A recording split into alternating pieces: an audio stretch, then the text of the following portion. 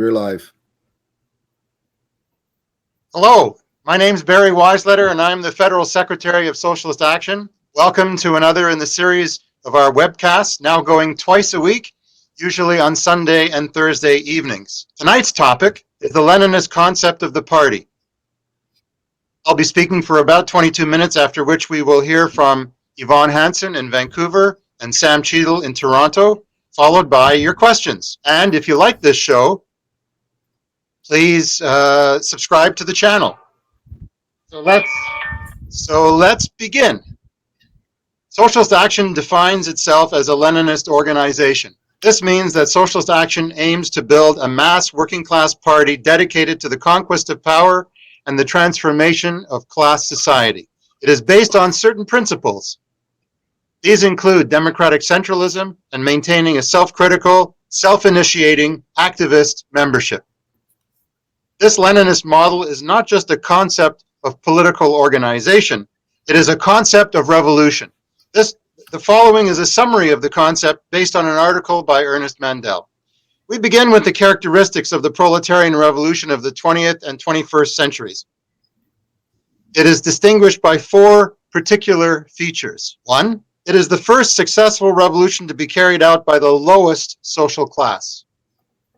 Two, it aims at a consciously planned overthrow of existing society, not simply to legalize a transfer of power already achieved in the economy as occurred in the bourgeois revolutions of the 17th, 18th, and 19th centuries. Thirdly, the proletarian revolution can win only if the working class struggle culminates in a gigantic process spread over years and decades. It is by nature an international revolution. That's the fourth point. Fulfilled only by the worldwide construction of a classless society. There can be neither an automatic overthrow of the capitalist social order nor a spontaneous disintegration of this social order. It requires not only a maturity of objective factors, the social crisis, but also a maturity of subjective factors, that is, class consciousness and leadership. And so, the Leninist theory of organization represents the Marxist science of the subjective factor. Now, many of you know that Marx taught, quote, the ruling ideas of every society are the ideas of the ruling class.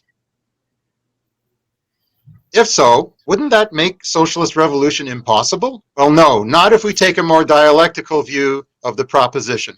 The more the stability of the existing society is brought into question, the more the class struggle intensifies, the more the class rule of the exploiters begins to waver, and the more sections of the oppressed begin to free themselves from the control of the ideas of those in power.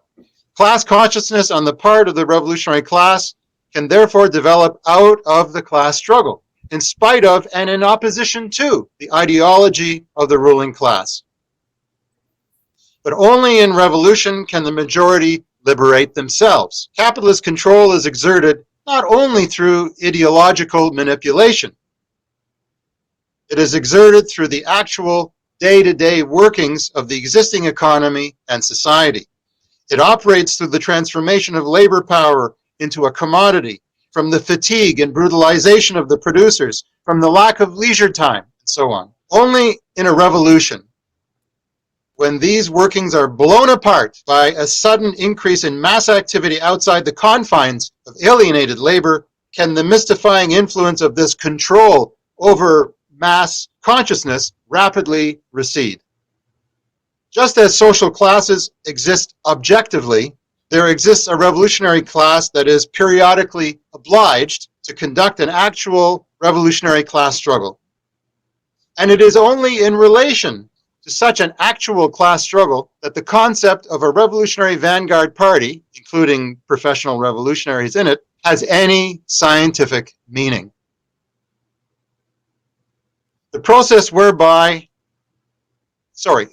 important point to add at this juncture, there is no self-proclaimed vanguard. So objectively, there's a layer that plays the role, but there's no self-proclaimed vanguard. The vanguard must win recognition as a vanguard through its attempts to establish revolutionary ties with the advanced part of the class and its actual struggles. The process whereby the masses of working people and the vanguard and the party are united depends on the elementary working class struggle growing over into revolutionary class struggle and the effects this has on the wage-earning masses. Class struggle has occurred for thousands of years without those who struggled being aware of what they were doing. Elementary struggles, strikes, work stoppages for wage demands or shorter hours or other improvements, these lead to elementary forms of class organization. The first mutual aid funds, embryonic trade unions, and the like. It also gives rise to a general socialist ideal among many workers. Elementary class struggle, elementary class organization, and elementary class consciousness are born, then, directly out of action. Only the experience arising out of that action is able to develop and accelerate consciousness. What distinguishes the workers' vanguard from the masses who are active only at the height of a crisis? It is the fact that even during a lull in the struggle, the vanguard remains on the front lines of the class struggle. It continues the war by other means. It tries to form unions. It tries to heighten elementary class consciousness by publishing workers' newspapers and organizing educational groups. It tries to substitute continuity and consciousness for discontinuity and spontaneity. Advanced workers are driven to continuous organization by practical knowledge acquired in struggle. Such empirical and pragmatic consciousness can enrich action to a certain extent, but it is far inferior to the effectiveness of a scientific theoretical understanding achievable in a vanguard party. Based on its general theoretical understanding, the revolutionary vanguard can consolidate and take this consciousness to a higher level, provided that it is able to establish ties to the class struggle. That is, provided that it does not shrink from the hard test of verifying theory in practice. In summary, the building of the Revolutionary Party is the merging, the coming together of the consciousness of the revolutionaries with that of the advanced workers. As mentioned before, Lenin's theory of organization is above all a theory of revolution. Rosa Luxemburg's polemic against Lenin in 1903-04 misunderstood this, focusing on incidental organizational aspects of the theory. The young Trotsky made the same mistake. Both came to realize the necessity of political centralization in the fight against the ruling order and the reformist misleaders of the workers' movement. At the very heart of what is to be done is Lenin's concept of the transformation of working class economic consciousness into a political class consciousness by means of a comprehensive political activity that raises and answers all the questions of the internal and external class relations. This is what Lenin means when he calls for going beyond economic agitation towards comprehensive political exposure. It is what he means when he argues that workers cannot gain genuine class consciousness unless we learn from facts and events to observe every other social class in all manifestations of its intellectual, ethical, and political life. Unless we apply the materialist analysis to all aspects of the life and activity of all classes, all social strata, and groups of the population. So it is for this reason that Lenin emphasizes so strongly the necessity for the Revolutionary Party to make all progressive demands and the movements of all oppressed social layers and classes its own, even purely democratic demands. The central plan in Lenin's work is one of party agitation that unites all elements, all elementary, spontaneous, and sectional protests, revolts, and movements of resistance. The emphasis of centralization lies clearly in the political and not in the formal organizational sphere. The aim of organizational centralization is only to make possible the realization of this strategic plan. Any concept of revolution actually occurring must deal with state power. This is one more argument in favor of centralization, of course. Lenin and Luxemburg agreed that capitalist state power cannot be gradually dismantled. It is not a wall that can be taken apart brick by brick. The essence of reformism is rooted in the brick by brick illusion. It also is based in the naive belief in the inevitability of progress, which prevailed in social democracy until at least the First World War. Following the outbreak of the Russian Revolution in 1917, Trotsky fully adopted Lenin's analysis and his theory of organization, and until his assassination in 1940, stubbornly defended them against all skeptics and arch pessimists. Lenin welcomed large, spontaneous outbreaks of mass strikes and demonstrations with the same enthusiasm expressed by Luxemburg and Trotsky. Only the Stalinist bureaucracy falsified Leninism with its increasing distrust of spontaneous mass movements, which is typical of all bureaucrats. Lenin's theory does not underestimate mass initiatives, but it does understand their limitations. Mass initiative cannot draft, in the course of a struggle, a comprehensive program for a socialist revolution, nor bring about a sufficient centralization of forces to make possible the downfall of a highly centralized state power with its repressive apparatus. In other words, pure mass spontaneity always boils down to improvisation. Furthermore, pure spontaneity exists only in fairy tales about the workers' movement, not in real history.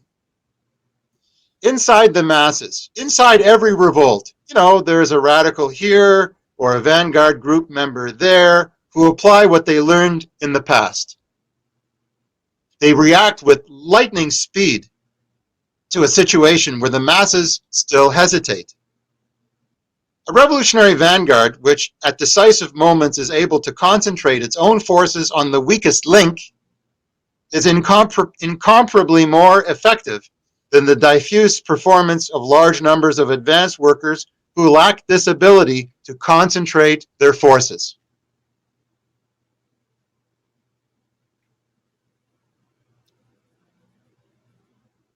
Examples of where advanced workers were unable to concentrate their forces in an effective way come to mind. France in May, June 1968. Italy in the fall of 1969, both pregnant with revolution. Chile in 1973, which ended in tragedy, and Bolivia today. Trotsky has a wonderful metaphor about the steam engine, which he mentions in the History of the Russian Revolution, that everyone here I recommend read. He sums it up as follows. Powerful steam evaporates if there is no piston to compress it at the decisive moment. The driving force is the steam, that is, the energy of the masses, but without the piston, the steam is wasted and accomplishes nothing. This is the essence of the Leninist theory of organization. The danger of bureaucracy afflicts the workers' movement. Every revolutionary party originates within bourgeois society. The tendency for the party apparatus to become autonomous from the working masses gives rise to the tendency for the self-preservation of the apparatus to become an end in itself. The right-wing German social democrat Edward Bernstein put it best when he said, "The goal is nothing. The movement is everything." This is the root of the degeneration of the Second and the Third Internationals. Reformist bureaucracies became part of the status quo. The greatest source of opportunism came neither from academics nor what you might call pure trade unionists, but from the Social Democratic and Stalinist party bureaucracies themselves, and their preoccupation with legalism, electoral and parliamentary activity, and immediate economic reforms. Trotsky and Luxemburg recognized this danger earlier than Lenin, which is why their contributions to Marxist theory are so valuable. This underscores the need for certain principles to govern the operation of revolutionary organizations. What principles? I refer to principles that institute counter tendencies to to bureaucratization. So they include the integration of the revolutionary organization into an international movement, which constantly keeps a critical eye on the theory and practice of its member organizations. Here's another one, a close involvement in the actual class struggle that makes possible a continuous selection of cadres in practice.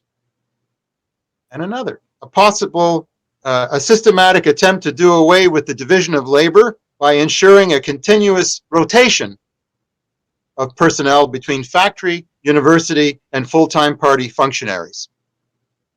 Institutional guarantees, like putting a limit on the income of full-timers, defense of the organizational norms of internal democracy, and freedom to form tendencies and factions as necessary in the life of the party.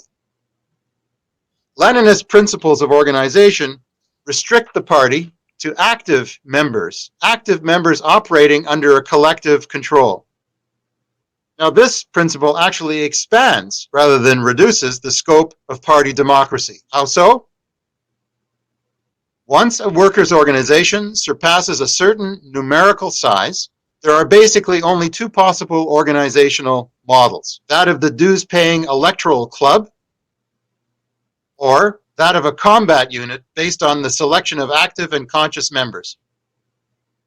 In the first model, there is room for some grumblers and critics, but the great mass of passive members provides the apparatus with a voting base that can always be mobilized and which has little to do with class consciousness. In the combat organization, members must exhibit a minimum of consciousness simply to become members. Thus, the possibility of finding independent thinking within it is actually much greater. Pure careerists cannot take control as easily as in an ordinary electoral party. Differences of opinion will be resolved much less in terms of material dependency than in terms of political substance. In his book, The History of the Russian Revolution, Trotsky records that in several instances the Russian working masses were even ahead of the Bolshevik Party, more radical. Nonetheless, one should not generalize too much from this fact. Prior to Lenin's April theses, that's April 1917, the Bolshevik Party's strategic conception of the nature and goal of the Russian Revolution was insufficiently worked out. But Lenin was able to make the necessary correction in April 1917, precisely because the masses of educated worker Bolsheviks were pushing him in that very direction and were themselves a reflection of the powerful radicalization of the Russian working class. The revolutionary workers' cadres, who had been schooled in 2 decades of revolutionary organization and activity, were instrumental in making this decisive strategic turn a success. Stalin's victory was not the result of the Leninist theory of organization. It was the result of the disappearance of a broad layer of worker cadres schooled in revolution and maintaining a high degree of activity with a close relationship to the masses. They were the victims of the imperialist war, which continued past the revolution. The Soviet system, based on democratically elected councils of workers, farmers, and soldiers, was in reality a united front of the most diverse political tendencies that are in agreement on one central point: the common defense of the revolution against the class enemy. Just as in a union strike committee, there is no place for scabs. The Soviet system was the height of workers' democracy. It was destroyed in Russia by the civil war prompted by foreign invasion and internal counter-revolution. Even so, the rule of workers' councils does not instantly homogenize the working class. It does not overnight dissolve all differences of interest and ideology. Of course not. So the Leninist organization retains its importance as the collective coordinator of the activity of the masses, the collective memory and experience of the masses, in place of constant improvisation and the need to constantly reinvent the wheel. The function of the revolutionary organization is to avoid the pitfalls of opportunism and sectarianism. You know, for the opportunists, the masses are always right. They determine the program not through an objective scientific analysis of society, but with the aid of opinion polls. As soon as the masses recognize their own ruling class as the main enemy, then the opportunists move to resist those very masses, and they rush to the defense of bourgeois society. Sectarians simplify the revolutionary subject as much as opportunists, but in the opposite sense. For the sectarians, it is only the ideal proletarian, one who acts like a revolutionary, who counts. If a worker does not accept the sectarian's ideology, she or he is simply considered bourgeois. So, opportunism and sectarianism join hands in the final analysis when they deny the objectively revolutionary character of huge mass struggles led by masses with a contradictory consciousness. And now for a few concluding points. The tactical fight for reforms is different from the strategy of reformism. We fight for specific democratic rights, for national rights, for economic and social reforms, in order to strengthen the confidence and capacity of the working class and allies to go farther. We know from history that bourgeois society cannot be transformed by the accumulation of reforms alone. A radical break is necessary to reorganize society on a new basis. Without that break, any reforms that are won can be reversed once the movement subsides. The idea, that the correct line is sufficient to generate a revolutionary force is an illusion. But that does not mean that the work of socialists among advanced workers is useless during unfavorable circumstances. It is tremendously important, even decisive. Preparation for that turning point when class struggles once again begin to mount. After all, advanced workers who have never heard of transitional demands cannot be expected to introduce transitional demands into the next wave of class struggle. We are approaching now a new wave of struggle. In the context of the deepening global capitalist economic crisis, which has been accentuated by the COVID-19 pandemic. Our proposals for nationalization of industry under workers' control, for shorter work time without loss of pay or benefits, for a minimum wage and unemployment insurance at union rates of pay, for green energy conversion, for an end to militarism, etc., achieve a greater relevance and popularity. To effectively intervene in these circumstances, we need a democratic, centralist, revolutionary organization. We need it now, not just on the eve of a revolutionary situation when it will be too late to start building and testing such a party. The organization we need now must be based on a revolutionary program with an active membership, a membership that is linked to the real organizations and the real struggles of working people. No organization, especially a small one, can do everything. It is better to do a few things well than to try to do too many things and do them poorly. In Socialist Action, we choose priorities. We concentrate our modest forces in ways that can increase our influence and impact. That's why we focus on unions, the NDP, anti-war, anti-poverty, feminist, environmentalist, and international solidarity movements. That's why we put a high priority on political education of ourselves and others through Socialist Action events like Rebel Films and conferences every fall and spring. When we go to a demonstration, we go with a mission to take our ideas to as many people as possible. We sell our press, distribute leaflets, talk to participants, and try to include them in our contingent under our banner. We try to demonstrate the discipline and determination that workers will need to conquer power, and we try to inspire confidence in our capacity to provide leadership.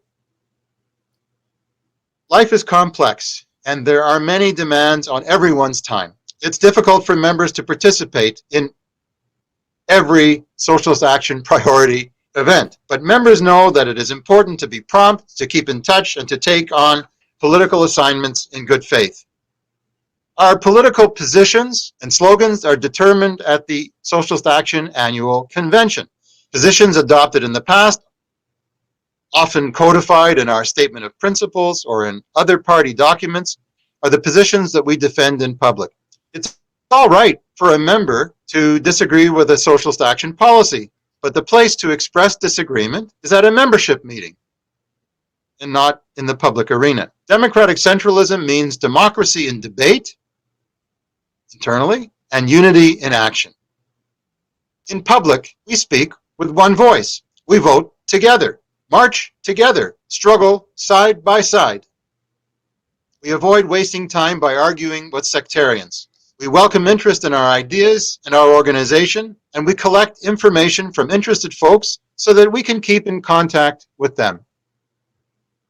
Members pay dues every month. That's how we fund our publications, banners, forums, films, websites, travel, study groups, conferences, and much more. A good comrade pays his or her dues each month without having to be reminded by the treasurer. We take our decisions seriously. We do our best to carry them out in a professional manner. We are no different than our predecessors in the revolutionary workers' movement. Every party that ever did any good for the working class had to do what Socialist Action is doing today. If we do our work well, we will continue to grow, and we will earn the right to provide leadership to our class in the struggles that are to come. All you have to do is look at the state of the world today to know deep down that much depends on the success of our efforts. Thank you.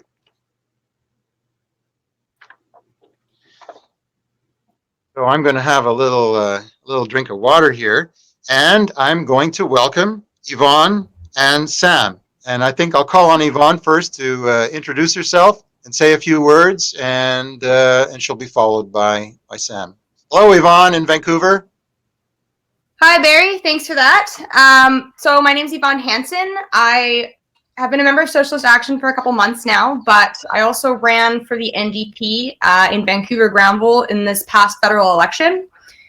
So I just kind of wanted to talk a little bit about the kind of revolutionary Vanguard party and the role that the NDP has kind of sat in, and compare and contrast them. We were joking earlier that it was going to be a little bit more of the contrasting side than the comparing side, but essentially, like, my main criticism of where the NDP sits in the revolution is that it works within the mainstream party system. And as we've heard from Barry, the revolutionary party, the revolutionary spirit really can't come from within the mainstream. What winds up happening is you are communicating the needs of the working class to the ruling class rather than helping the working class become the ruling class. And that's not going to be effective, because as long as you have that need for a translator to kind of translate the needs of the masses to the needs of the few, rather than just homogenizing those needs, that translator will always be an agent of the ruling class, which is where we're at with the NDP right now. It fails to inspire people, as all mainstream parties fail to inspire people. There is nothing inspiring about the mainstream. The mainstream exists within a confining capitalist system that is punishing for, I would say, the majority of people. And as long as it exists within that system, it's not going to be inspiring anybody. It's going to be, the lesser of three evils in most cases. And that's nothing against kind of the ideology of the NDP. I think a lot of the sort of needs of the working class that they manage to communicate are communicated very effectively. It's just the fact that they are trying to communicate them rather than trying to change that mode of communication. That is the essential problem. That said, I think the issue of the lack of democratic centralism within the NDP is also something that needs to be talked about. So I had my first convention experience this year, and within maybe 20 minutes of getting in, I saw everybody who I knew in the room get up and stand behind the mic and then leave. And I didn't really know what was going on at that point. But essentially what had happened was there was a resolution, and as we know, resolutions are democratically submitted. They need to be backed by a certain number of people in a certain number of constituencies or something that in order to get submitted. And once they are submitted, the order in which the resolutions come up is not democratically voted on. So what winds up happening is the first 20 resolutions that get voted on are all fluff, like, be it resolved that we try to beat the Liberals in the next election, be it resolved that we try to get elected into government, things like that. And then, you know, the next section is something less than fluff. It's like, be it resolved that we change the name of X caucus to Y caucus. And then the actual meaningful resolutions that might have some controversy but really do need to get discussed get postponed and never come up. And so even though you have this democratic, apparently democratic means of submitting resolutions, they don't wind up coming up because the actual like mechanism within the party that brings those up is not inherently democratic at all. Similarly, the candidate selection process, in my case, I was really lucky. The riding that I ran for was very progressive and was very excited about my candidacy. But a lot of people who are radical and who would make really amazing radical candidates can get in because the candidate selection process is also not incredibly democratic and is completely invisible in a lot of cases, or at least completely hidden behind a curtain to the majority of the people who live in that riding and who would be affected by the selected candidate. The need for primaries is really, especially in provincial elections, is really dire. So the last thing that I just wanted to say is, Barry, you touched on the careerists and opinion polls and how I think the NDP and all mainstream political parties bend over backwards to do what is most palatable to the most people instead of what would benefit the most people. And in a lot of cases, that looks like fighting for the needs of the working class instead of fighting for the future of the working class and communicating what that future could look like. And I think that's our job as revolutionaries to really take on that mantle. Yeah. And I can pass it over to Sam now. Yeah, let's hear from, thank you very much, Yvonne. Let's hear from Sam. You're muted, Sam. Unmute your mic. Okay. Sorry about that. Can you hear me now? Yes, go ahead. Hi, my name's Sam Cheadle. I've been a member of Socialist Action for about 2.5 years, maybe a little bit more. I came organizing a bit in a different way. I was a political science student at Carleton, and when I moved to Toronto, I was quickly radicalized in a way that turned me off party politics for a good while, and I'm still not the most active I could be in the NDP. I try to, and I recognize the importance of voting for it as North America's only Labour Party. And certainly, I also maintain my membership, and I'm always looking for a chance where we have a real surge and we can jump back in and organize. But I think in a Leninist concept, the importance of maintaining relations with the NDP and organizing within the NDP is, as was mentioned by Barry and Yvonne touched on, that's where the working class base is. And that's where, people who are attuned to the hardships of late capitalism and who have experience working real jobs that, whether it's in the lumber mills or at McDonald's or cleaning, people that don't necessarily come to the party with a rosy picture of capitalism or the system in general, like you would find with most other bourgeois parties or most entities where you might have people who are kind of looking for radical change, but they are thoroughly within the confines of capitalism. And I'd like to think, that the working class base of the NDP is not pro-capitalist. I'd like to say it's anti-capitalist, but even if it's not anti-capitalist, it's not pro-capitalist. The leadership of the NDP is unequivocally pro-capitalist. They will go out of their way to sing the kind of the hymns of the benefits of the system, which is a big contradiction with the base. So the fight is always within the NDP, pushing that boundary, and like we had a convention in 2017, really pushing the envelope in terms of pushing policies in terms of anti-imperialism, whether it's Palestine liberation or a national housing strategy that the NDP actually ended up adopting, but which is something that has been pushed by the Socialist Caucus for a long time. Excuse me.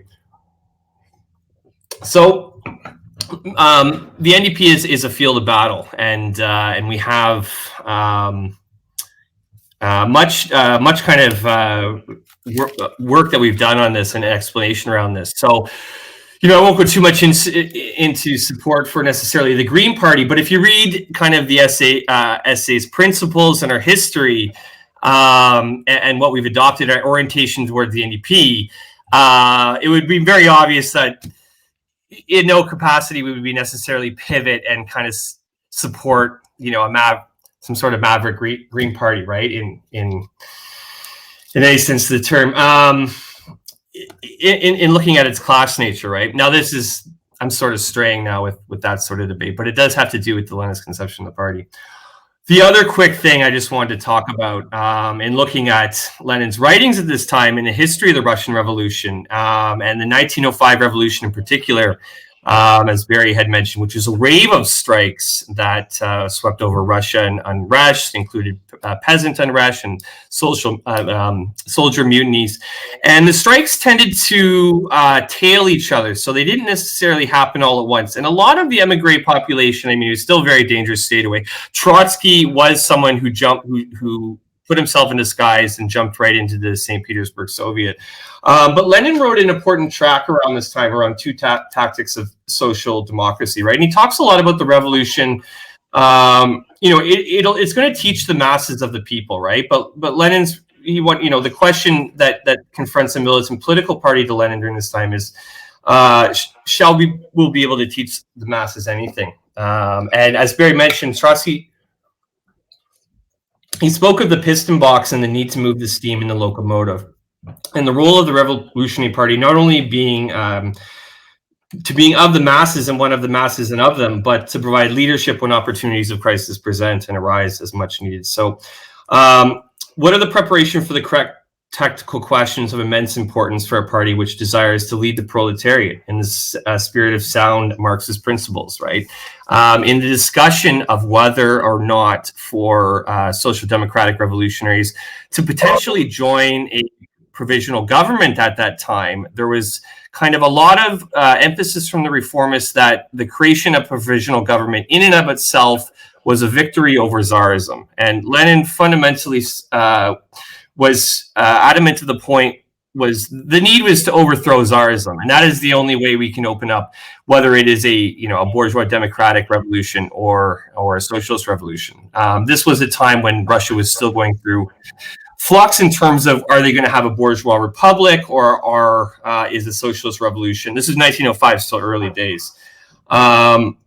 Or are they going to have a revolutionary Soviet provisional government? And Lenin recognized the revolutionary potential of the working class in this sense, in pushing the envelope, right? And the question of whether to take part in a provisional government was Tsarism was still in place, was not something that any serious social democrat should consider. They should continually push the demand for the end of the Tsar and a republic, right? And Lenin highlighted that, reformists have forgotten the revolutionary pressure of the people's will, but it also meets with the counter-revolutionary pressure of the Tsar. And therefore, either the decision were made unfulfilled, to institute reforms, or the issue will be decided by class struggle in an open insurrection with the people and the counter-revolutionary forces, which is ultimately what ended up happening, right? Other points about describing victories as decisive in themselves. We need to be careful how we describe victories and tell the truth about certain things that are happening. So, right now it could be seen as a big victory for the left that, we're getting these big bailouts and the government's finally, finding money to finance the crisis. Yes, this is true, but we also need to realize the brink of the economic disaster that we're on and the major inflationary kind of controls and other aspects that are being engineered to prop up the system. So it's not like there's a magic money tree, we found the money. The system might be able to buy themselves another 10 months or something, with this stimulus, but we have to be honest about what comes next and the need to seize the means of production and nationalize business of industries that are of use and let the ones that aren't fail. And this is going to what comes necessarily next is austerity. This is going to necessarily. This is going to add in the form. This is going to detail a class war, because the 1% will be looking for someone to pay, right? Sam, I'm going to invite. I'm going to invite. I'm going to end with one more quote, but that's what I'm going to end on, and I'll save the other Lenin quote for next time. But that's what I'll say. Thank you. I think Yvonne wants to add one thing, and then we'll go to questions from afar. Yvonne, you're muted. Can't hear you. I just had one quick point that I forgot to add, was basically about legitimacy and how power is really about kind of vying for legitimacy. And there's multiple ways to do that. The way that the NDP has, in recent decades, been vying for legitimacy is as a mainstream political party. And the way that we would like to see legitimacy in government would be as a revolutionary political party. And unfortunately, those are mutually exclusive. And so you've got the leadership of the NDP and quite a large faction of the membership wanting to gain legitimacy as the mainstream, and then quite a large faction of the membership really wanting it to be more of a revolutionary party. And so that conflict that exists within the NDP, I think, holds it back in a lot of ways. Yeah. Thanks, Yvonne, and thanks, Sam.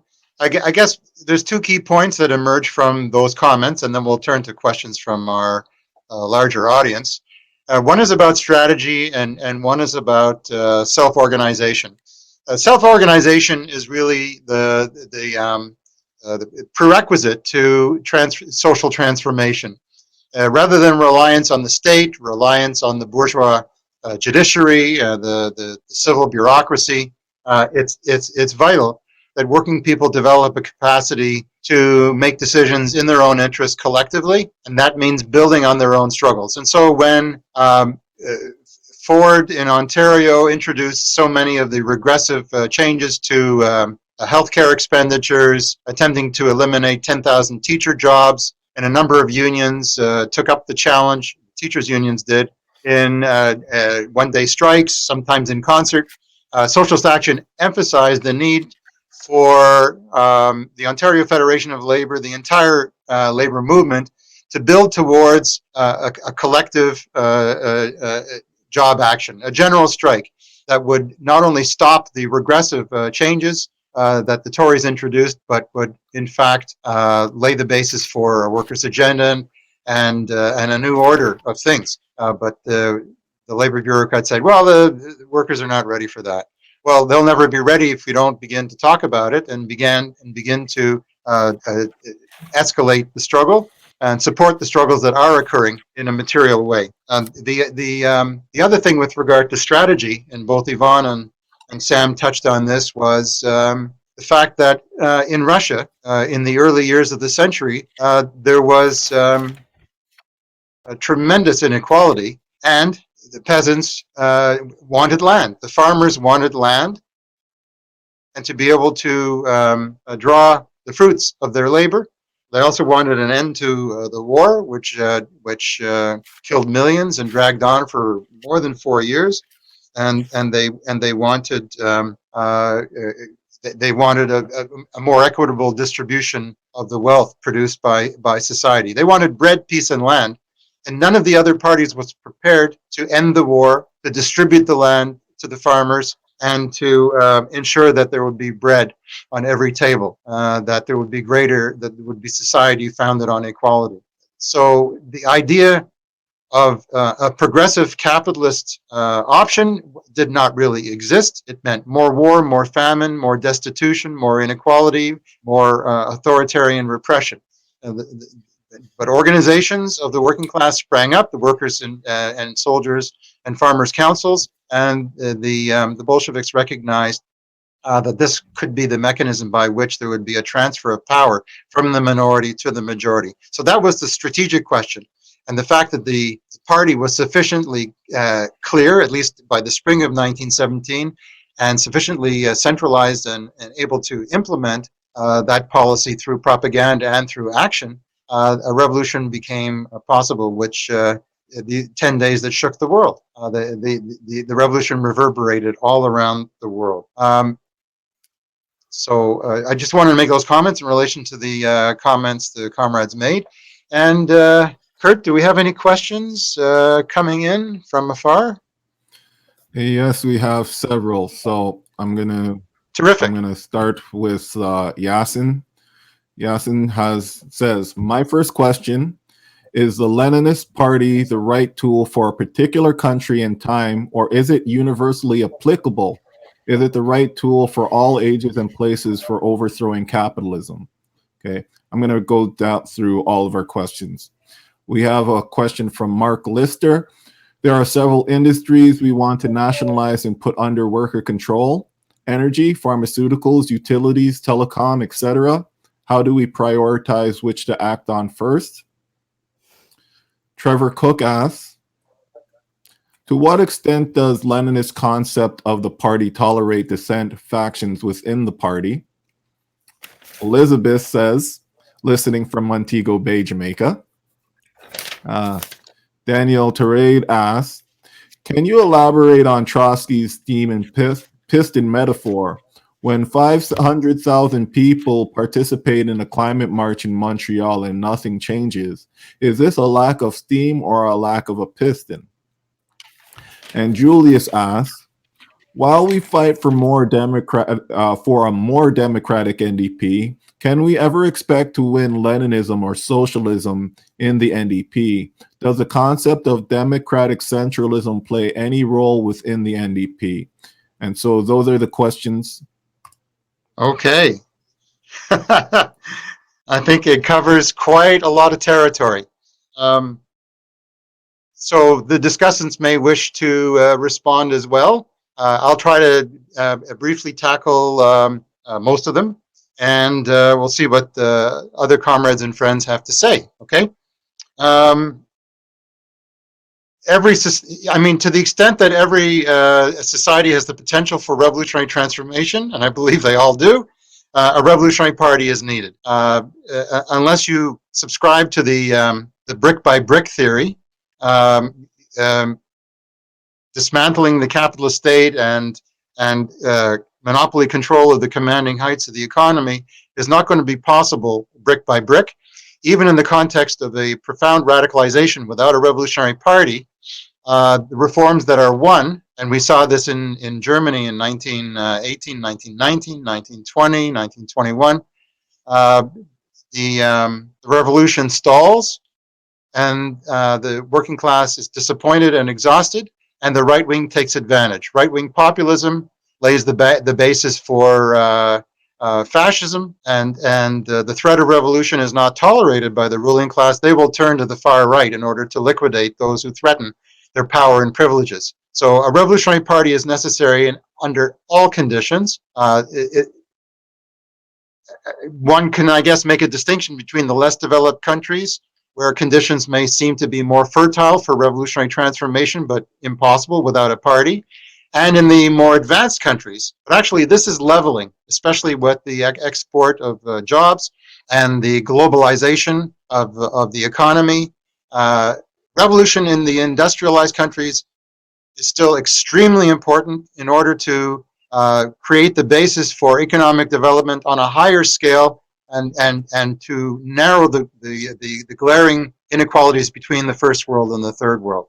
So revolutionary party is a precondition for the transition to a cooperative commonwealth. The state will not relent and will not, the rulers will not abide by the decision of a majority. We've seen over and over again that they take vengeance on democratic majorities. A revolutionary party is capable of anticipating and overcoming that obstacle to fundamental change. And we may have only a dozen years to do it before, irretrievable climate catastrophe is locked into place. The energy sector, the banking sector, big pharma, the telecoms. Which one of these monopolies should be nationalized first? Well, we don't have a blueprint. I hate to disappoint anyone who's looking for a blueprint.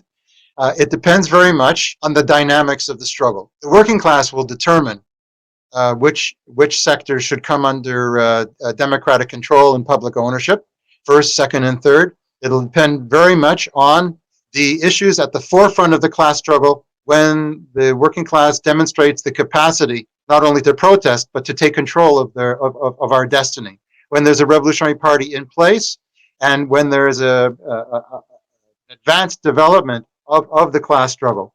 It could be over the issue of war, global war, foreign interventions. It could be over the resource sector. When I see the government of Canada preparing in Parliament in the next couple of days to throw billions of dollars at the oil sector, at the oil barons, when I see the government of Alberta, the Kenney government, investing $1.5 billion in cash and promise of another $6 billion to accelerate the construction of the XL pipeline from Alberta south to the Gulf of Mexico, my blood boils.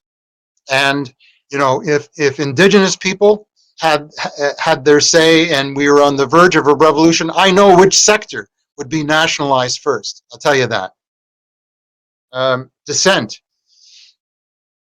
The Bolshevik Party was a party of a raging democratic debate, and I'll give you two proofs of that. And we aspire to build a party of that character.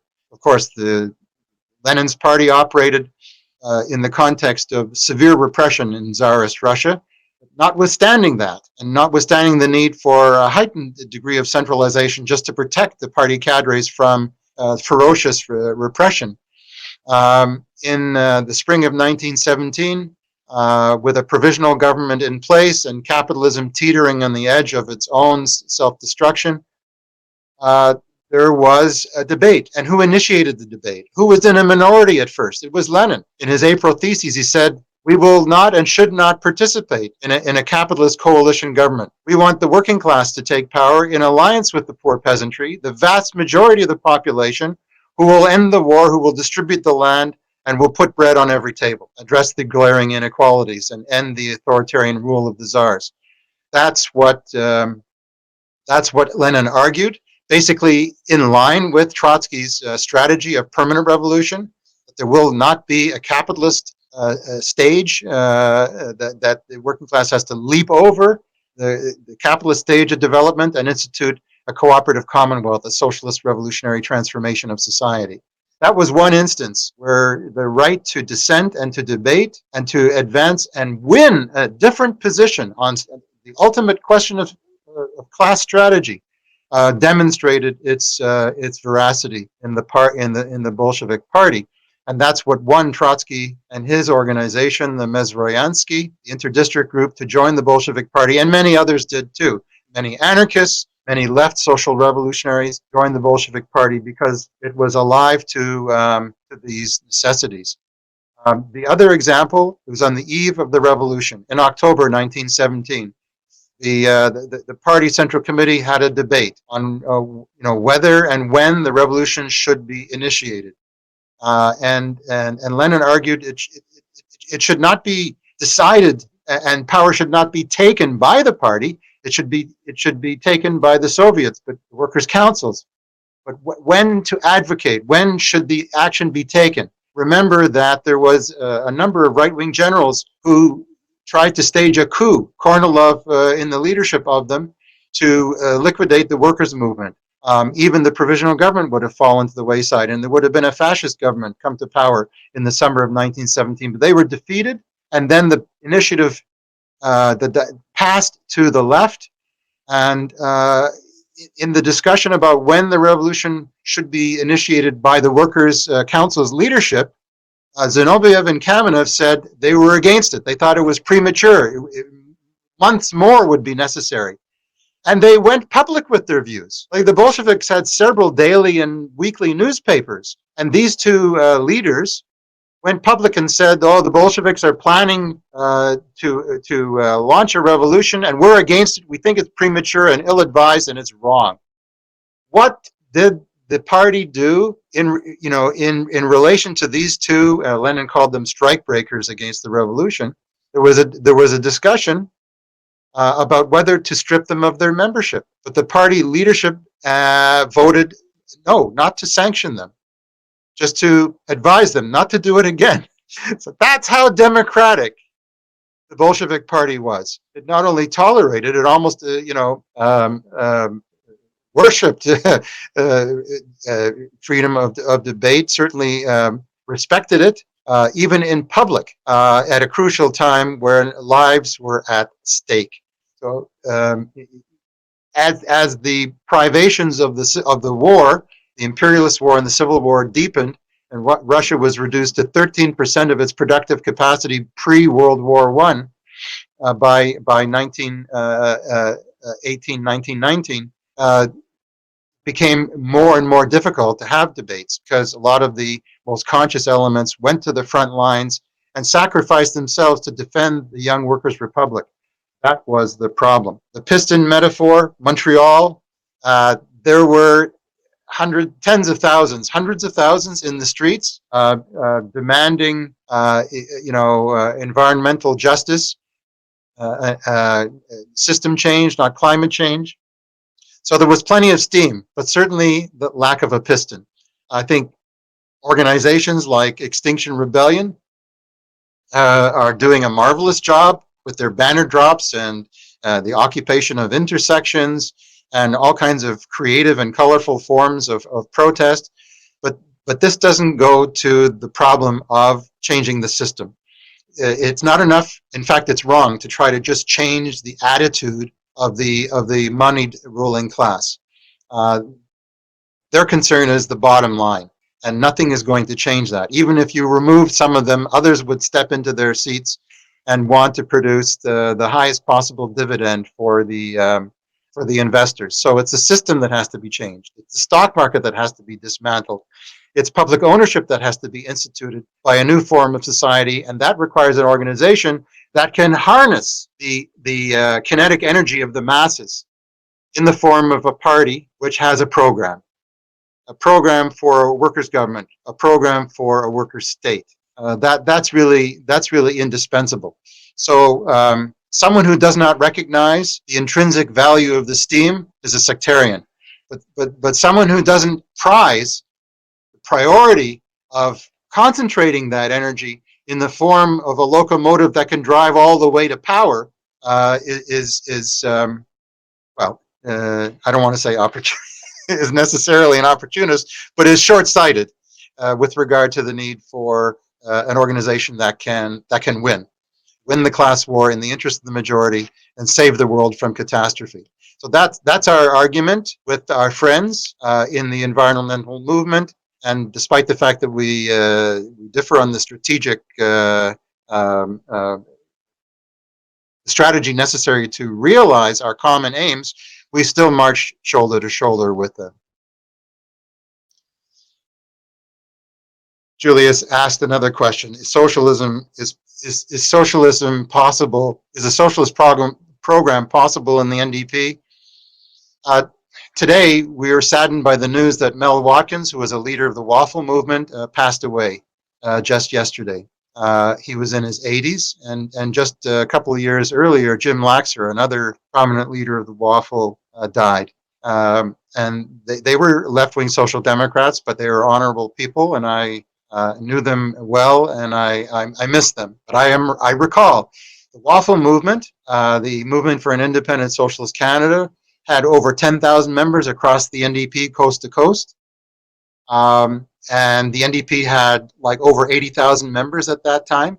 10,000 is a minor fraction of 80,000. And yet, Stephen Lewis and the party hierarchy forced the Waffle to leave the party. Many of us refused to leave, and we stayed and continued the fight. But the Waffle leaders walked away because they were told that their presence would not be tolerated. They faced expulsion. So that says something about the willingness of the social democracy to act democratically, to respect the will of the membership if the members vote for fundamental social and economic change.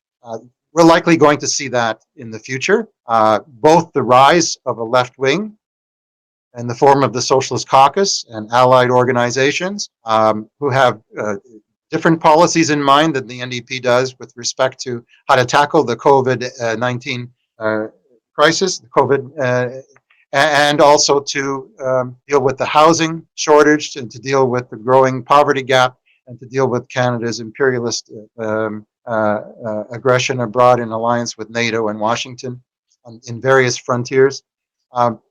We're going to have to wage that struggle, knowing that there may be a rupture. And from that rupture will emerge a mass revolutionary party that will be able to complete the tasks assigned to it by the objective conditions faced by the working class in this country.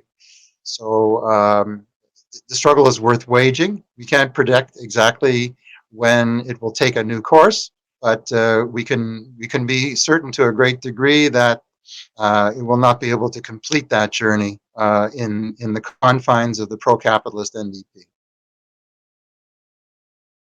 That was a bit longer than I had planned, but I hope it was somewhat edifying. Are there more questions?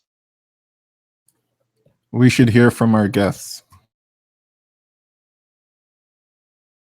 Yvonne, Sam, would you like to tackle any of those questions or comment on what I said or introduce some new thoughts?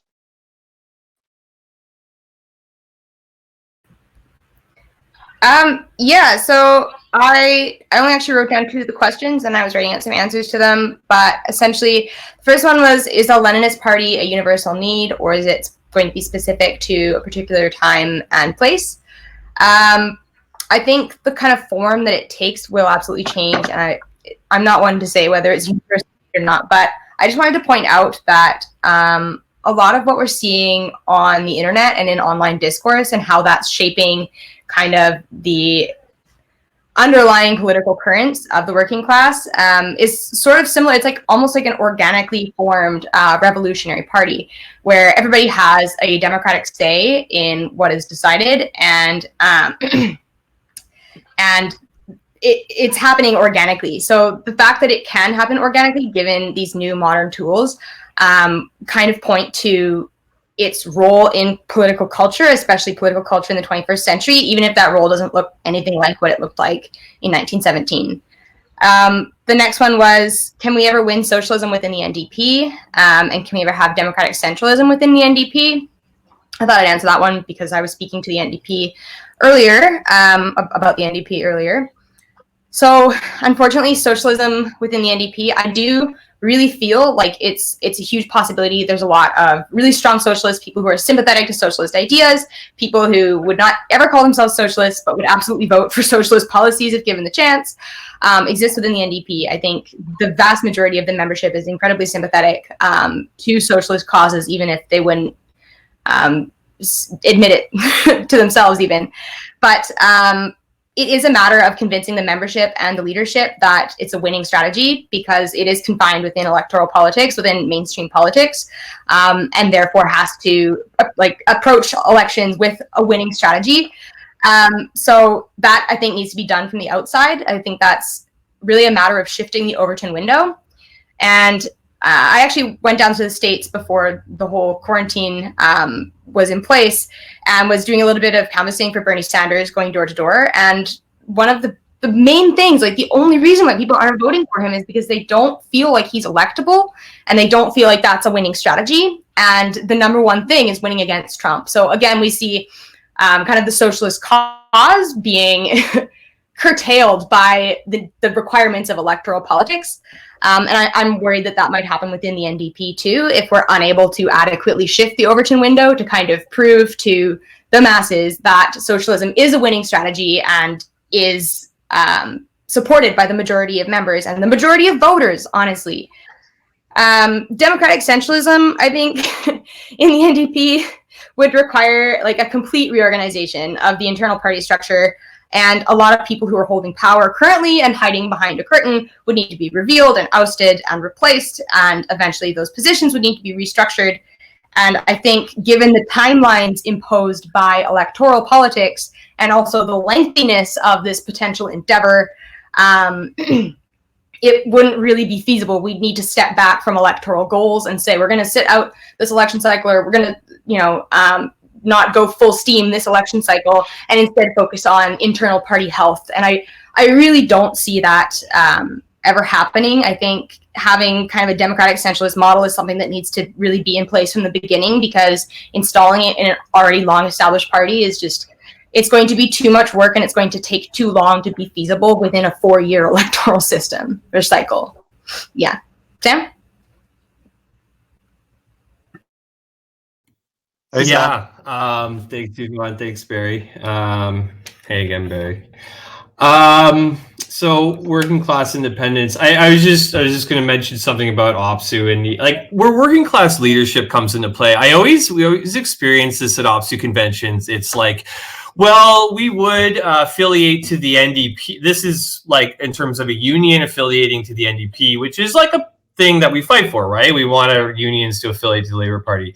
And the leadership will get up there and say, well, we've put it to the membership before whether to affiliate to the NDP, and they shot it down. And this is something we're going to listen to the membership on. Well, that's a bullshit way to hide behind having no political spine and no principles, right? Because you can constantly just put things off under the lowest common denominator, basically saying, well, I cautiously gave people the choice. No, as a working class leader, obviously you have to fight for those policies, right? And fight to, that's where providing leadership comes in and speaking the truth, right? Working class democracy in terms of a Leninist party. I always really like Mendel's writings on these. I mean, in terms of a working class democracy and dissent, as Barry mentioned, factions within a Leninist party or the Bolsheviks were very much commonplace. As well as the right to, form factions in other parties. So, I mean, the Soviets had a number of working class currents that were working in tandem. And in a future sense where we're all, we have, say, won a revolutionary struggle and we're all committed to the communist system, but we're going to have different currents within a workers' democracy. We're going to have anarchists. We're going to have Marxist-Leninists. We're going to have revolutionary terrorists. We're going to have, reconstructed, maybe social democrats, right? Kind of like in a system like now, like the NDP and the liberals and the conservatives all profess loyalty to capitalism, right? A workers' democracy, we would all be working within a communist system, but there would be lots of different room for debate about how that system could operate, right? And only one current and one voice to the working class won't necessarily be able to obviously decide how to organize society, right? Is socialist program possible inside the NDP? I mean, I think the NDP is a shadow of what it could be in terms of some sort of a social democracy. Somewhere along Bernie or Corbyn's level, right? I mean, I think the state right now is pretty atrocious in terms of the leadership. And that's why it's becoming, I think, in my opinion, it's becoming more of a harder sell for for us based on the theory of the Leninist concept of the Labour Party in terms of what the NDP is at its base. It's becoming more of a hard sell for radicals because of just the treachery and the utter leadership being nowhere, especially during a crisis.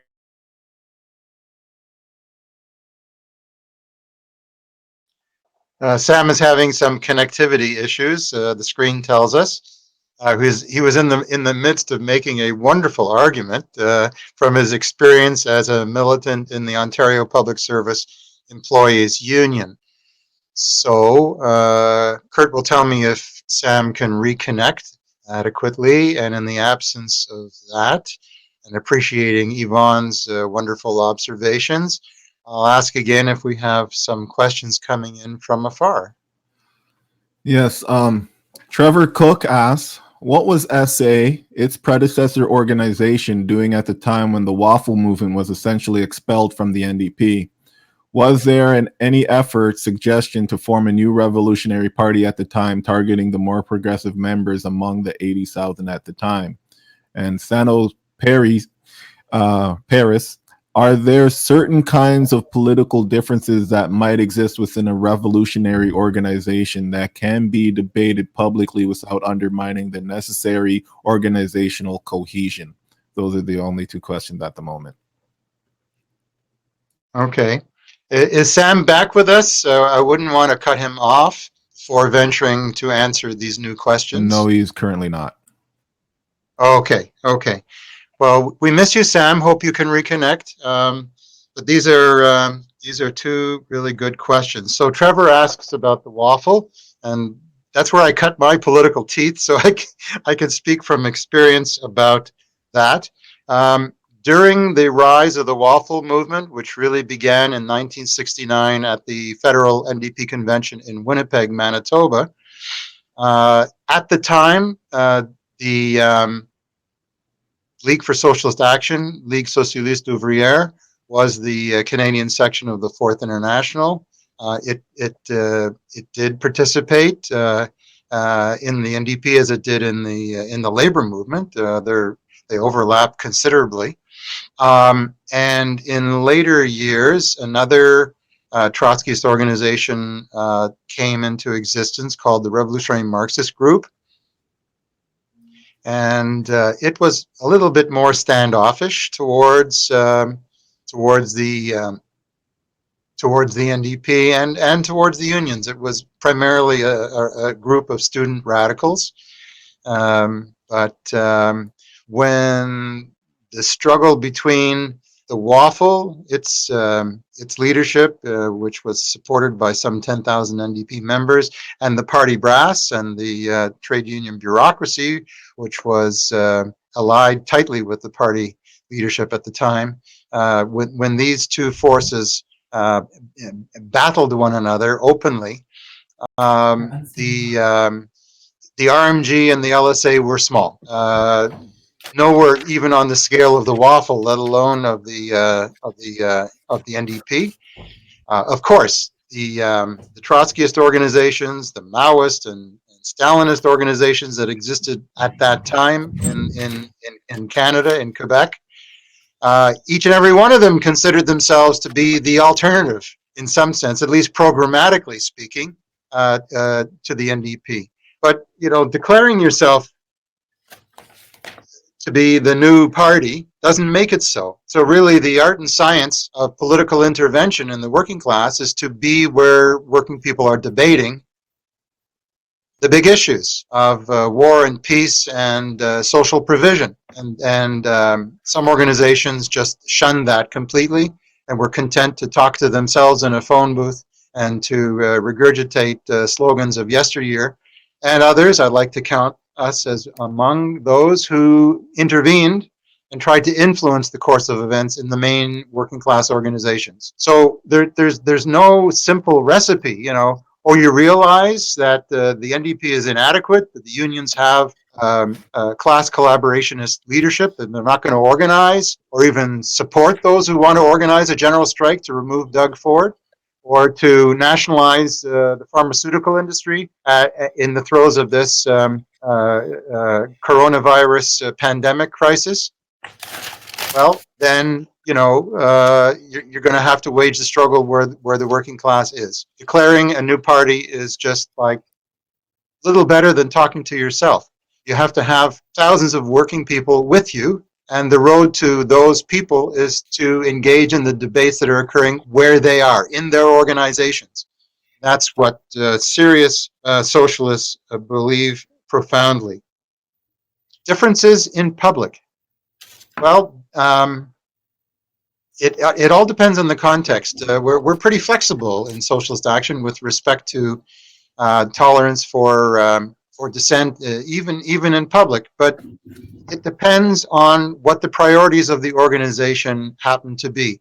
If you're involved in a strike and you're trying to marshal all the support you can to defend the workers, to repel the scabs, to defeat the back-to-work legislation, such as the kind that Trudeau used against postal workers 2 years ago, you don't want to have a debate in public about whether the party and should support the unions in struggle. That's really not debatable. And if you have that kind of political difference, you should express it internally. Or maybe you shouldn't be a member of a working class organization to begin with. But, you know, there's a time and a place to debate differences. If you're imperialist rulers in alliance with the U.S. and Europe are bombing Libya or supporting right-wing religious extremists who want to turn Syria into another Iraq, you don't debate in public with the people who, you know, want to blame the leaders of Syria as much as they blame the imperialists who are funding wars against Syria's right to self-determination. That's not something you want to debate in public, because you're trying to galvanize all the forces of your small party and the anti-war movement and opponents of militarism, and people who stand for self-determination, or the right to self-determination of oppressed nations. You want to unite them in action against your own imperialist war makers. So that's not something you would tolerate a public debate on. You have to debate your class opponents in public, for sure. But, you know, if members of a revolutionary party want to debate questions which are not at the cutting edge of the practice of the organization, want to debate, for example, whether we support a basic income. We had this discussion in our party, was it 2 years ago? OCAP, the Ontario Coalition Against Poverty, is opposed to basic income on the grounds that it might be a cover for an inadequate basic income and the privatization of social entitlements and special programs for people with special needs. Giving people a lump sum of money and saying, here, go and get whatever you need, and if you don't have enough money, too bad, on the basis of a basic income. That's something that socialists could debate in public, even in the pages of the newspaper. Do we favor, a basic income or some other way to approach the glaring and widening poverty gap? There are many issues: artistic questions, questions of ways to transform Canada's transportation policy. All of these things, I think, are certainly promising areas for public dispute and debate among socialists in this country. So I hope that answers the question that someone posed. And I'll ask if Sam is back and whether Yvonne wants to comment, and whether we have any other questions coming in. Hey, Sam, welcome back. Hey, yes, I got cut off. I don't really, what were we, are we on different questions now? Well, we had two questions, one about what did revolutionaries do when the waffle movement rose in the NDP in 1970? And what differences can socialists debate in public while respecting democratic centralism in the mode of functioning of a party? I think I guess I would maybe tie in with my point about the NDP before, in terms of being a long way from a robust social democracy, and kind of necessarily being anywhere near close to some sort of rhetoric employed by Bernie or Corbyn. So there's a long way to go for the NDP. Will it be a socialist party? No, not per se. I think it would split before it became a major socialist party. But that's how that's how the process goes in terms as we move forward in different organizations. The NDP, the structure probably wouldn't be able to convene. They're a parliamentary party, right? So the NDP probably, as in itself, would not be able to call a democratic workers' assembly during revolutionary time. That would take a breakaway party. But after fighting battles in the NDP on the grounds where the workers are, we'll have the network and the capacity to do that in a way. In terms of it, things develop and situations can really spur different things that we haven't thought about most recently. I think it was Trotsky who said that for decades nothing can happen, and then suddenly decades happen, right? And in looking at the 1905 revolution, Lenin, is still talking about the demand for a republic, right? And then he talks about in the face of Tsarism, right? Because you had a lot, as I said before, during the 1905 uprisings, you had a lot of revisionist socialists and liberals calling for some sort of assembly convened by the Tsar. So Lenin states that we must win that republic. We shall fight for it and for complete liberty, not only against the autocracy, but against the bourgeoisie when it attempts, and it will surely will do so, to wrest our gains from us. Part of it about keep working class independence, right? And the necessity to realize what is a victory under what circumstances, and how do we relate to different bodies, and how do we participate in them? I would think as socialist, we wouldn't be against running for office for the NDP. As a socialist within the NDP from Socialist Caucus. Mind you, if you did get elected, you would be strictly bound to the procedures and the resolutions of the Socialist Caucus, right? And this, goes for our comrades in Argentina who have a parliamentary section of their revolutionary party. You don't just do what you want when you get to parliament and start cozying up to bourgeois ministers and making deals. You're in there as a representative of the people's of a revolutionary party based off mass demands. And you're subject to recall. And you're subject to recall too. Yeah, and that includes getting paid the wage of a teacher's salary, right?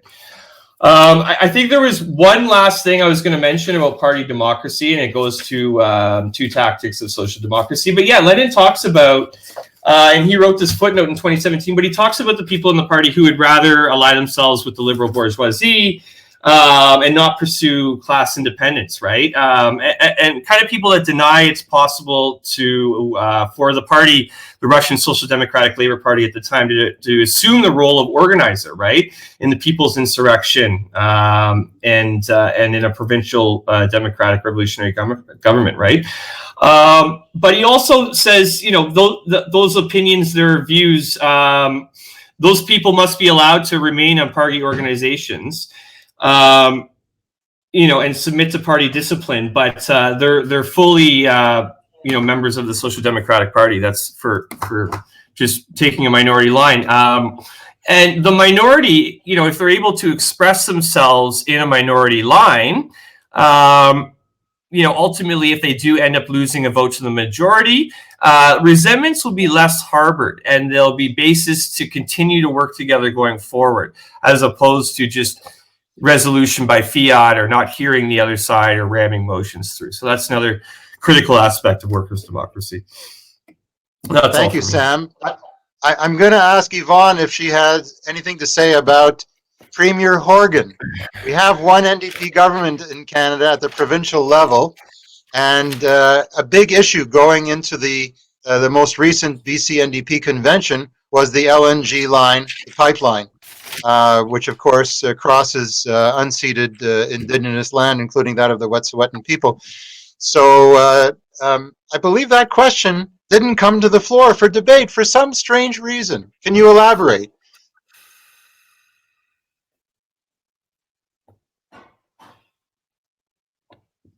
You're muted. You have to unmute your microphone. Sorry, my sarcasm just got missed. I said it was completely shocking. Didn't come to the floor. Everybody was completely blindsided. No, we weren't. None of us expected that to get brought up. I think issues of LNG for the BC NDP are really similar to issues of Palestinian sovereignty for the federal NDP. Like, they're just issues that everybody knows divide the party straight into two, and nobody wants to address, or at least nobody in leadership wants to address ever in a formal setting.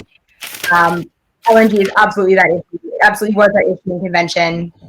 I think the buck is just getting passed around. And they say our hands are tied. This was the formal Liberal government. This was the Supreme Court. This is corporations. We have nothing to do with it. We're the ruling party.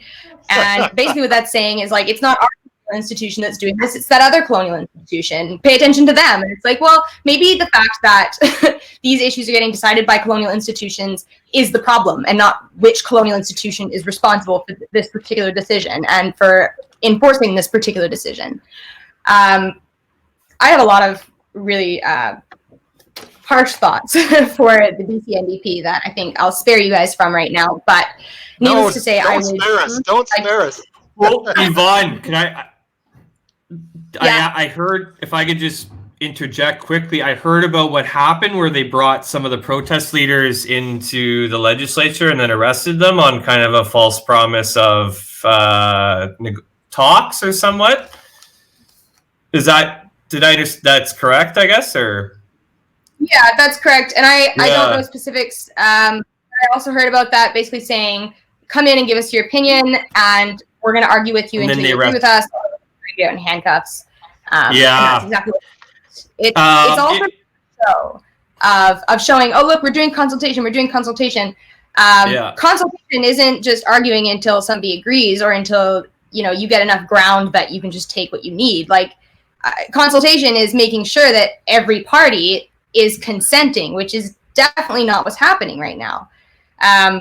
Not really sure how that ties in with Leninism and democratic centralism, but needless to say, I know a lot of people in British Columbia who love the federal NDP, were very excited about the BC NDP, and are now incredibly disappointed and feel like they don't have a party anymore.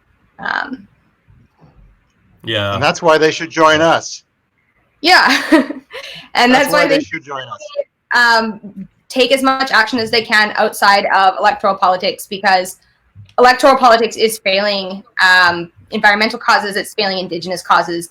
Electoral politics at this point are completely colonial institutions, and if we want to decolonize, we need to be looking at alternative models. Yeah, and when the Wet'suwet'en and friends held railway blockades across the country, in which hundreds, perhaps even thousands of people participated, it was incredibly inspiring. And I think it demonstrates the power of a just struggle to win allies and to move people into political action. And political action occurs on the ground, not just once every 4 years in a ballot box or in a parliamentary setting, but on the streets and in the workplaces. And there's every reason why the people who came in solidarity to the railway blockades to stand up for the right of Indigenous people to self-determination, especially over lands never ceded to the state, should have a expression within the labor movement. There should be solidarity committees in every union, and there should be solidarity action in the NDP coast to coast, not just in British Columbia, but in all the provincial sections and the federal party. And to that extent, we can be able to more effectively organize for change by building the Socialist Caucus, by building the Workers' Action Movement as a left-wing force in the labor movement. The Workers' Action Movement ran candidates at the Ontario Federation. Kurt Young and Barry Conway ran for president and executive vice president, respectively. We all expected a small but principled vote, but in fact they got 34 and 36% of the votes of all the delegates in the room for those positions, which was a remarkable result on the basis of a principled program of class struggle unionism. This is possible in every working class organization, union, NDP, tenants, feminist organizations, gay rights organizations, housing cooperatives, you name it. And that's our approach. That's our strategy, to build workers' self-organization in the NDP, in the unions, in all of the allied social justice movements, feminist movement, anti-poverty organizations, environmentalist organizations as well. It's not either or, it's build it everywhere it is possible to advance a workers' agenda. That's what Socialist Action stands for, and that's really the subtext of all of the webcasts that we've had to date and that we plan in the future. Maybe now is the time for me to just sum up a bit and invite participants in this call, in this webcast, to participate in future webcasts. What do we have in store? Well, on Sunday, April the 5th at 7 p.m., we'll have two speakers addressing the fight against fascism. John Riddell, a co-editor of writings on fascism by Clara Zetkin, the German communist, and Suzanne Weiss, author of Holocaust to Resistance, a survivor of the anti-Nazi resistance in Europe in the 1940s. 3 days later, on Thursday, April 9th, Eco-Socialism or Barbarism, and following that, Introduction to Marxist Economics, Labor Theory of Value on April the 12th. On April the 15th, LGBTQI Liberation, with a panel of activists led by gay rights pioneer in Ontario and Socialist Action leader John Wilson. Then on April 19th, Resisting State and Corporate Surveillance. On April the 23rd, why I am running to be President of the United States of America. No, that's not me. That'll be Jeff Mackler, who is the Socialist Action candidate for President of the USA and an amazing leader of anti-war campaigns, civil rights campaigns for a lifetime, and other topics coming up. Imperialism, Yves Engler and his new book, House of Mirrors, Justin Trudeau's foreign policy, the rise of fascism in India, and many, many more topics. Yvonne referred to how Premier Horgan lured Wet'suwet'en people for negotiations into the BC legislature and then had them arrested. Well, there's a terrific article on the SA website and in the next edition of our newspaper. This is the current edition, but Gary Porter has written about that act of treachery and the ongoing struggle of the Indigenous people for self-determination and also to stop the land and water poisoning pipeline projects. So I encourage people to get a subscription to this paper. It's difficult to buy the paper at a demonstration because there aren't very many demonstrations in the context of the pandemic, but you can get it mailed to your home address. So just go to the website, you'll find the address to which you can send the $25 to purchase a 1-year subscription to our paper. And I'm just going to plug, and then I think, we might have one more question, but I'm on a roll, so I'm going to just finish this. This is our booklet on the struggle of Indigenous people for liberation in the Canadian state. So you can order this from Socialist Action. This is our latest booklet, Eco-Socialism Against Fossil Capitalism. We had a 2-year-long discussion in our party and came up with, I think, a pretty rounded educational booklet, which I encourage folks to purchase. If you're not satisfied with just reading it online on our website, this is our statement of principles. So get to know the political platform of Socialist Action. And if you agree, you should certainly join us. This was the booklet that we published last summer, explaining why socialists urge a vote for the NDP on a critical basis, and the program for a workers' agenda that we advance in the context of elections. And this is the magazine of the NDP Socialist Caucus.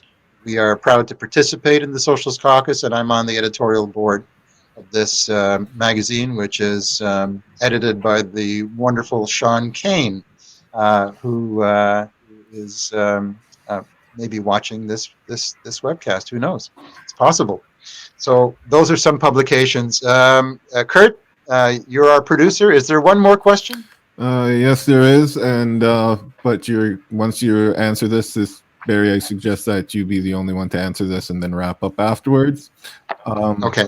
Are there certain kinds of political differences that might exist within a revolutionary organization that can be debated? Oh, sorry, that was already asks, can comrades say something about SA's concerns about the lack of application of this concept in terms of how the United Secretariat of the Fourth International works as an international? Well, we make no secret about our discontent with the leadership of the Fourth International. The Fourth International is not a mass workers' international, but it does represent the continuity of the Trotskyist movement back to its foundation in 1938.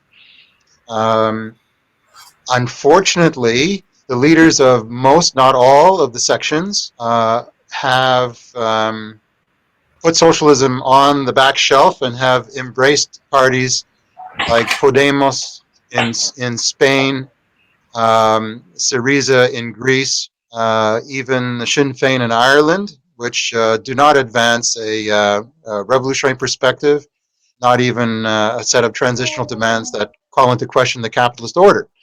So we think that's strategically a big mistake, and we are allied with parties inside and outside the Fourth International, advocating the manifesto of the platform for a workers' international. We see the need to build a workers' international, which will include forces that are presently inside and maybe more outside the Fourth International. Maybe the leaders of the FI will discover the way of the error of their ways, but we're not holding our breath. We're working with others. An international, should make sure that its constituent parties adhere to Marxist principles and have a class struggle, mass working class orientation, and build mass movements and build revolutionary parties at one and the same time. So we're very much committed to that perspective, and we'll work with anyone else who agrees with that perspective. At the same time, we don't favor like a Zinovievist Comintern, which issues orders and even replaces the leaders of sections of the Workers' International. There has to be a high degree of autonomy, but at the same time, a consistency in terms of principle and in terms of respect for socialist democracy and the right of tendencies within the international and within the constituent parts of it.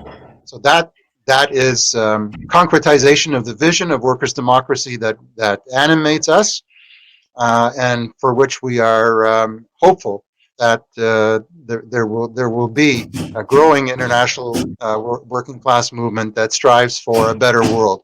The world is desperately in need of change, and only by fighting for the change that we want can we hope to achieve it. As Eugene Debs famously said, he was a railway and socialist leader in the United States who ran 4 times for president. The last time he was in jail as an opponent of World War I, he said, "It's better to fight for what you want and not get it than to fight for what you don't want, get it." So that's very much our motto. Thank you all for participating. Here. Thank you to Yvonne. Thank you to Sam. Thanks to our wonderful producer, Kurt Young. I hope you all enjoyed it, folks. Please like and subscribe to this channel, and hope to see you on Sunday night for the next in our series of webcasts. That one will be about the fight against fascism. Take care, everyone. Solidarity. Ciao.